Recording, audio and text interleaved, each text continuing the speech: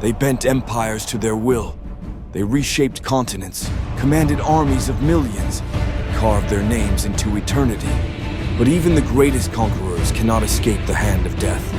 Tonight, we uncover the final moments of history's most powerful rulers, reveal how their deaths shaped the world they left behind.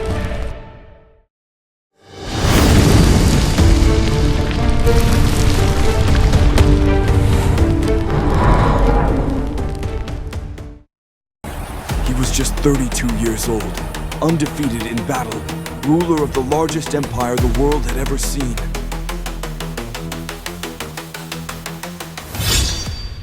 But in the summer of 323 BCE, Alexander the Great fell ill in Babylon. Fever gripped him, his voice failed, and his generals gathered in silence at his bedside. Was it malaria, typhoid, or betrayal by poison?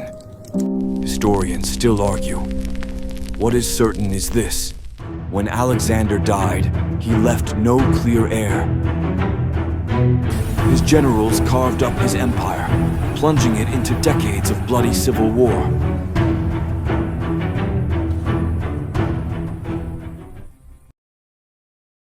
Julius Caesar, dictator of Rome, beloved by the people, feared by the Senate.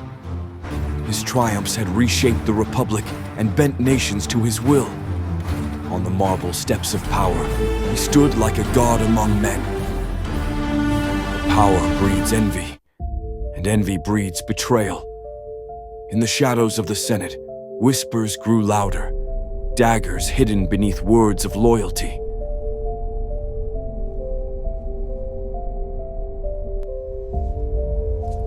On the Ides of March, 44 BCE, as Caesar entered the chamber, more than 60 senators closed in. The Republic struck its own ruler. Even his closest ally, Brutus, raised the blade. The man who conquered Gaul and defied the Republic fell at the feet of his peers. The death of Julius Caesar plunged Rome into chaos. The Republic collapsed into blood and fire. Generals turned on one another. Legions clashed in the streets, and the city trembled beneath civil war. But from the ruins rose one man, Caesar's heir, Octavian. Through cunning and will, he ended the war, silenced his enemies, and restored order to a broken republic. When the dust settled, a new age began. Octavian became Augustus, the first emperor of Rome. From chaos rose the empire. To the Romans, he was the scourge of God. Attila the Hun crushed armies and burned cities from the Black Sea to the gates of Rome, leaving destruction and fear in his wake.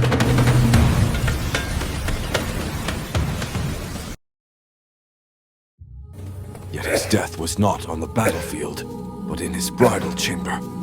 In 453 CE, on the night of his wedding, Attila died suddenly, choking on his own blood from a burst vessel. Some whisper he was poisoned by his new bride, others that it was a drunken accident. Whatever the cause, his death shattered Hun unity. Within a few years, the empire he built collapsed into dust.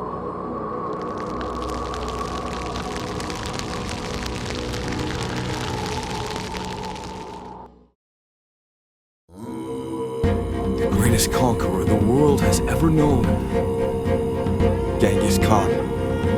Born on the unforgiving steppes of Mongolia, he rose from obscurity to unite warring tribes under one banner.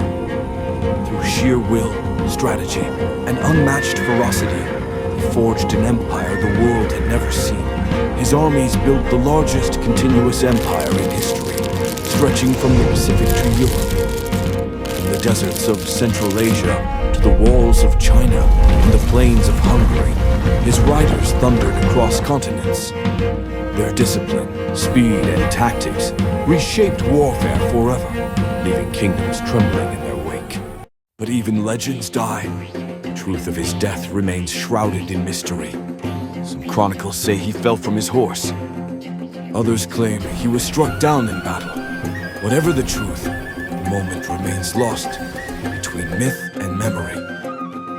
Mongol tradition kept his burial site secret. To this day, it has never been found. His bloodline carried his vision beyond his death. Cities rose and fell, nations trembled, and the shadow of the Mongol Empire stretched farther still. To this day, his name endures, whispered with awe and fear, a symbol of power, ambition, and the eternal will to conquer. Napoleon Bonaparte, once master of Europe, crowned emperor of the French, he humbled kings, shattered empires, and redrew the very map of the world. In the sands of Egypt, the snows of Russia, his name carried both fear and glory. But in the end, he was not slain on the battlefield. He was caged by the very nations he once conquered. Stripped of power, abandoned by allies, the emperor became a prisoner, marooned on a lonely rock in the middle of the ocean. On Saint Helena, surrounded by guards and endless seas, Napoleon spent his final years in reflection, writing of victories, mistakes, and the betrayal of fate. Napoleon spent his final years under guard. Tormented by illness and regret, he died on May 5th, 1821, at 51, from illness or possibly poison. The self-crowned emperor now lay in solitude, far from the land he once ruled. So fell the great conquerors, not always by swords or arrows, nor solely by armies on the battlefield. Some were undone by betrayal, by creeping illness, by cruel exile, and by the relentless hand of fate. Even the mightiest, whose names once shook nations, could not escape the quiet forces that shape history and mortal life. They lived as giants, towering over the world, shaping nations and bending history to their will. Their names inspired awe. Their victories echoed across continents. Yet in the end, their deaths remind us of a single, unyielding truth. Even the greatest cannot conquer death.